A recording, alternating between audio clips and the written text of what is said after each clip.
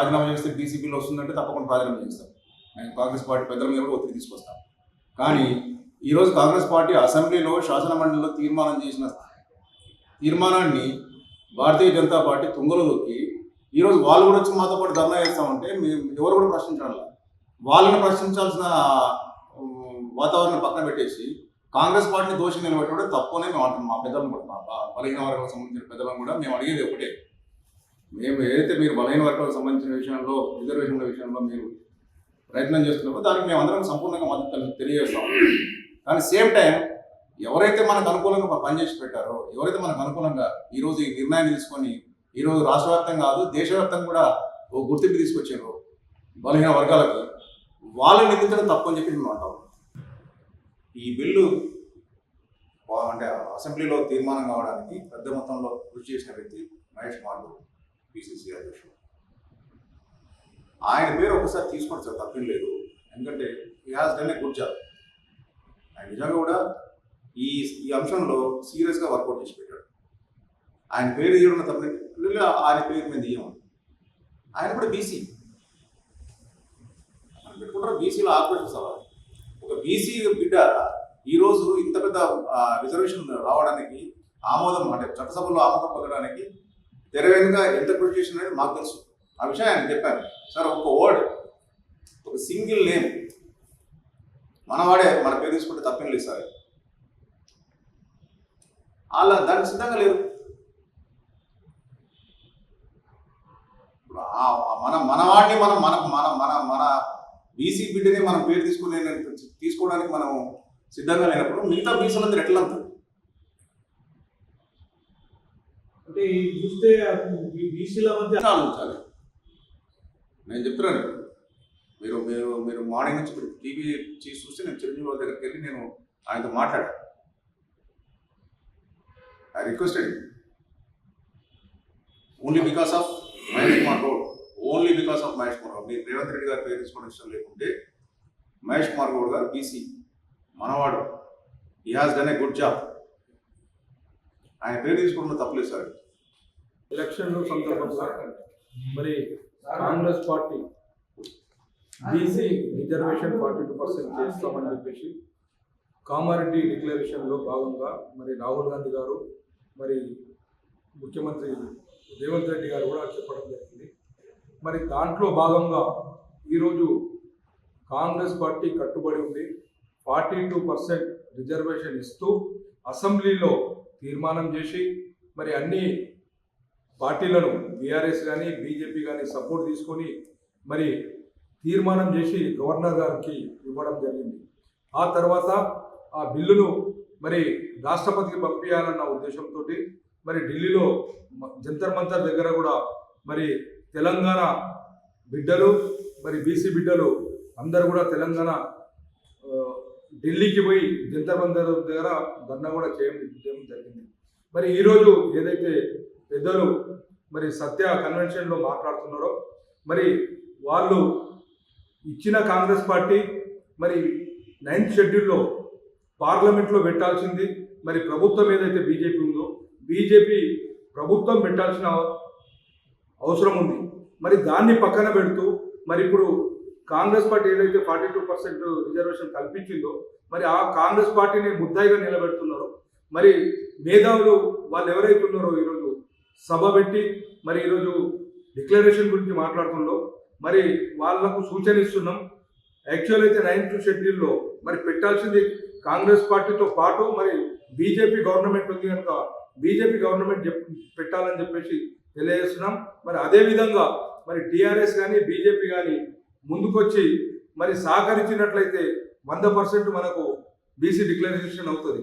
మరి ఈరోజు మరి ఏదైతే బండి సంజయ్ కానీ కిషన్ రెడ్డి కానీ వాళ్ళిద్దరితో పాటు మరి బీఆర్ఎస్ వర్కింగ్ ప్రెసిడెంట్ కేటీఆర్ గారు కూడా మరి చిత్తశుద్ధి ఉంటే తెలంగాణ మీద ఏమాత్రం ప్రేమ ఉన్నా కానీ ఈ బిల్లును ఆమోదించడానికి వాళ్ళు కూడా కలిసి కట్టుకొచ్చి మరి పార్లమెంట్ నెక్స్ట్ ఏదైతే ఉన్నదో దాంట్లో పార్లమెంట్లో బిల్లు పెట్టే విధంగా సహకరించాలని చెప్పేసి తెలియజేస్తున్నాం. జై బీసీ, జై జై బీసీ. తప్పు ఉంటున్నారా? ఎందుకంటే మీ మీద పార్టీ మీద ఆరోపిస్తున్నారు వాళ్ళు. ఇలా కమిటీ నుంచి తప్పకుండా ఏ కమిటీ నుంచి తప్పుకోవడానికి కాంగ్రెస్ పార్టీ సిద్ధంగా లేదు. కాంగ్రెస్ పార్టీ గడిచిన 10 సంవత్సరాల కాలంలో ఇప్పుడు ఈ సోకాడు ఈ రోజు ఏదైతే అందరూ మాట్లాడారు పెద్దలు, గడిచిన 10 సంవత్సరాల కాలంలో ఏ ఒక్క రోజు కూడా బీసీల పట్ల ఈ రకంగా ఎవరు మాట్లాడింది లేదు. ఈరోజు కాంగ్రెస్ పార్టీ స్పష్టంగా 42% రిజర్వేషన్ అమలు కావాలి, 42% రిజర్వేషన్ అమలు చేసి తీరుతామని చట్టసభల్లో బిల్లు పాస్ చేసి పార్లమెంట్కి పంపిన తర్వాత ఈ రోజు కాంగ్రెస్ పార్టీ దోషం నిలబెట్టడం తప్పు. ఆ ఒక్క విషయంలో మేము తప్పు పడుతున్నాం.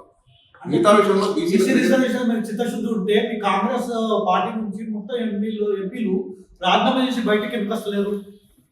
రాజీనామా చేయాలన్న ప్రక్రియ అది అన్ని పార్టీలు కూర్చుని అందరి గురించి రిజైన్ చేద్దామంటే దానికి మాట్లాడతాం డెఫినెట్గా. నాట్ ఓన్లీ కాంగ్రెస్ పార్టీ చేయాల్సింది ఎంతవరకు చేయాలో అంతవరకు తప్పకుండా. మీ సబ్జెక్ట్ కామారెడ్డి పట్టణంలో సత్తాగాడిలో జరిగినటువంటి బీసీ ఆక్రోశ సభ ఏదైతే ఉందో, మరి ఆ సభ నుంచి మేము కాంగ్రెస్ పార్టీ తరఫున ఆశించింది ఈ రాష్ట్రంలో బీసీలకు ఏదైతే రాష్ట్ర ప్రభుత్వం 42% రిజర్వేషన్ అమలుపరచాలని ఒక దృఢ నిశ్చయంతో ముందుకెళ్తుందో, ఆ క్రమంలో ఇటు అసెంబ్లీలో కానీ అటు కౌన్సిల్లో కానీ 2 బిల్లులు పాస్ చేయించి మరి గవర్నర్ గారికి పంపించడం జరిగింది. మరి ఈ బిల్లును గవర్నర్ గారికి పంపే క్రమంలో ఒకటి డెడికేషన్ కమిటీ పేరు మీద ఏ విధంగా అయితే మనము ఈ బిల్లు ముందు తీసుకెళ్ళగలుగుతాం, దాంట్లో పెట్టవలసిన అంశాలు ఏంటి అనే ఆలోచనతో ఒక డెడికేషన్ కమిటీ కూడా స్థాపించడం జరిగింది. స్థాపించిన తర్వాత అన్ని పార్టీలతో చర్చించి అన్ని పార్టీల ఆమోదంతో బిల్లులను రెండింటిని కూడా పాస్ చేసి గవర్నర్ గారు పంపించడం జరిగింది. ప్రస్తుతం బిల్లు గవర్నర్ గారి దగ్గర ఆగి ఉందనే సమాచారం మనకు ఉంది. మరి ఈరోజు ఎవరైతే జస్టిస్ ఈశ్వరయ్య గారు ఉన్నారో వాళ్ళు మంచి న్యాయకోవిదుడు అని పేరు ఉంది ఆయనకి. నేషనల్ లా కమిషన్ చైర్మన్ కూడా ఆయన పనిచేశాడు. మరి అలా చేసిన వ్యక్తి ఈరోజు ఎక్కడైతే పెండింగ్ ఉందో బిల్లు, ఈ ప్రజాస్వామ్య వ్యవస్థలో రాజకీయ ప్రక్రియలో బిల్లు ఎక్కడైతే పెండింగ్ ఉందో, ఎక్కడైతే ఆమోదం తీసుకోవాలో ఆ ప్రక్రియ చెప్పకుండా మరి 42% రిజర్వేషన్కు సహకరించినటువంటి కాంగ్రెస్ పార్టీని మోసకారులని, దొంగలని, 420 అనే స్లోగన్లు తీసుకుంటూ రకరకాల విషయాలు చేస్తూ తన స్థాయిని తగ్గించుకున్నట్టు మేము భావిస్తున్నాము. అదేవిధంగా చిరంజీవి గారు ఆయన ఒక రిటైర్డ్ ఐఏఎస్ ఆఫీసరు. వారు గతంలో ఉన్నటువంటి 34% బీసీ రిజర్వేషన్ 23% పంపించినప్పుడు ఆయన రాష్ట్ర స్థాయిలో సెక్రటరీ హోదాలో పనిచేసినటువంటి వ్యక్తి. మరి ఏ రోజు కూడా ఆ రోజు టీఆర్ఎస్ను ఎందుకు రిజర్వేషన్ తగ్గివలసి వచ్చింది, ఆ అవసరం ఏంది, కారణం ఏందని చెప్పి ఏ రోజు కూడా అడిగిన పాపాన పోలేదు. కానీ ఈరోజు కాంగ్రెస్ పార్టీని జెండాకెత్తుకొని మిగతా ఇతర పార్టీ ఏ పార్టీలు అయితే బిల్లు ఆమోదం పొందడానికి సహకరిస్తలేవో, ఏ పార్టీలు అయితే మొక్కుబడిగా అసెంబ్లీ కౌన్సిల్ ఆమోదం పక్క తప్పుకుని బీఆర్ఎస్ బీజేపీ లాంటి వాళ్ళని కాకుండా కాంగ్రెస్ని పాయింట్అవుట్ చేస్తూ పెద్ద అక్షరాలతో బ్యానర్లు పోస్టర్లన్నీ రిలీజ్ చేస్తూ ఈ చేయడం చాలా బాధాకరం. జస్టిస్ ఈశ్వరయ్య గారు కానీ ప్లస్ చిరంజీవి గారు కానీ ఏ విధంగా రాజ్యాంగపరంగా ఏమేమి అడుగులు ముందుకేస్తే బిల్లు ఆమోదం చెందుతుందో అది చెప్పాల్సింది. అదేవిధంగా మన రాష్ట్ర ప్రభుత్వంలో ముఖ్యమంత్రి ఓసీ అయినప్పటికీ రేవంత్ రెడ్డి గారు మరి 42% రిజర్వేషన్ ఆమోదం బిల్లు పాస్ కావడానికి ఆయన దృఢ నిశ్చయంతో పనిచేసిండు, ఒక మునగాట్లాగా పనిచేసిండు. వారికి తోడుగా పిసిసి అధ్యక్షుడు ఈ నిజామాబాద్ జిల్లా వాసి మహేష్ కుమార్ గౌడ్ ఒక బీసీ బిడ్డగా బీసీలకు రాబోయే తరాలకు భవిష్యత్తులో ఏ విధమైనటువంటి మంచి జీవితాన్ని అందజేయగలుగుతాం, వాళ్ళకి మంచి ఫ్యూచర్ ఇవ్వగలుగుతాం వాళ్ళకి ఉద్దేశంతో మన రాజకీయ ఒక పార్టీకి ప్రెసిడెంట్ అయ్యుండి కూడా జాతి కూడా ప్రధానమైన జాతికి కూడా ప్రాముఖ్యత ఇవ్వాలి, వెనుకబడిన జాతులను ఒక మంచి భవిష్యత్తు కల్పించాలి అనే ఒక సదుద్దేశంతో మరి మహేష్ కుమార్ గౌడ్ గారు కూడా ఈ బిల్లు ఆమోదం పొందడానికి గవర్నర్ గారి దగ్గరికి పోవడానికి విశేషమైనటువంటి కృషి మహేష్ కుమార్ గౌడ్ గారు దీంట్లో ఉంది. అదేవిధంగా కాంగ్రెస్ పార్టీకి రిజర్వేషన్లు ఇచ్చేటువంటి చరిత్ర ఉంది. గతంలో రాజశేఖర రెడ్డి గారు ముఖ్యమంత్రి ఉన్నప్పుడు 4% మైనార్టీ రిజర్వేషన్ పేరు మీద షబ్బీర్ అలీ గారు ఆ రోజు ఉన్నటువంటి ముఖ్యమంత్రి గారు ఒప్పించి 4% రిజర్వేషన్ కూడా ఆమోదం పొందే చేయడం జరిగింది. ఇప్పుడు 42% బిల్లు ఎక్కడైతే గవర్నర్ గారికి పోయిన తర్వాత గవర్నర్ గారు ఆగిందనే విషయం స్పష్టమైన తర్వాత రాష్ట్ర ప్రభుత్వం పిసిసి సంయుక్తంగా ఢిల్లీలో జంతర్ మంతర్ వద్ద ఒక పెద్ద ధర్నా కార్యక్రమం చేపట్టడం జరిగింది. దాని కొరకు ప్రత్యేకమైన రైళ్లు, విమానాల ద్వారా, రోడ్డు ద్వారా కూడా కొన్ని వాహనాలు వెళ్ళడం కూడా జరిగింది.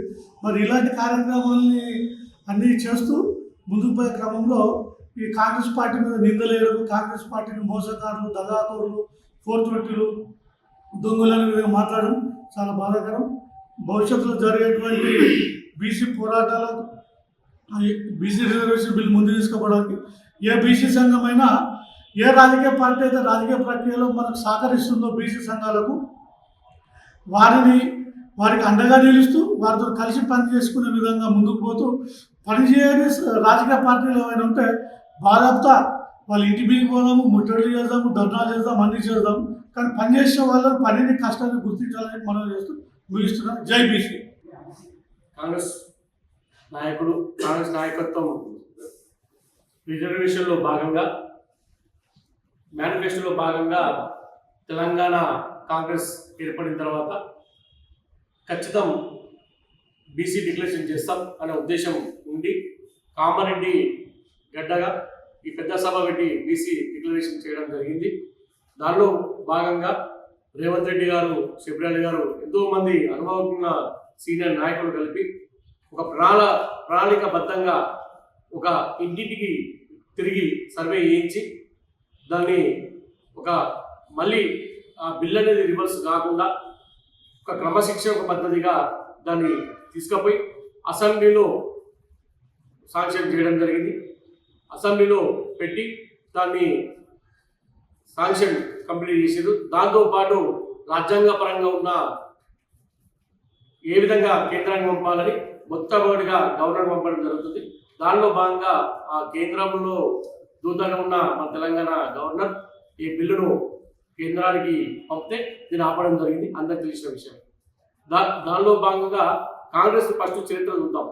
స్వతంత్రం 1940 స్వతంత్రం వచ్చిన తర్వాత ఎవరికైతే అనగా వర్గాలకు రిజర్వేషన్ అయ్యే ఉద్దేశంలో అంబేద్కర్ ఒక బీసీలకు సపరేట్ రిజర్వేషన్ అనేది రాజ్యాంగంలో చేర్చడం జరిగింది. అప్పటి పరిస్థితులు, అప్పటి బీసీ సంఖ్యను బట్టి. అలాగే ఇందిరాగాంధీ వచ్చినాక బీసీలో ఉన్న లంబాడి వాళ్ళని కూడా ఎస్టీలోకి తీసుకొచ్చి వాళ్ళకు రిజర్వేషన్ తీసుకొచ్చిన ఘనత కూడా కాంగ్రెస్ పార్టీని తెలియజేస్తున్నాం. ఎస్సీ రిజర్వేషన్ కూడా అలాగే అన్ని రిజర్వేషన్లు కాంగ్రెస్ పార్టీ ఇచ్చిందని చెప్తున్నాం.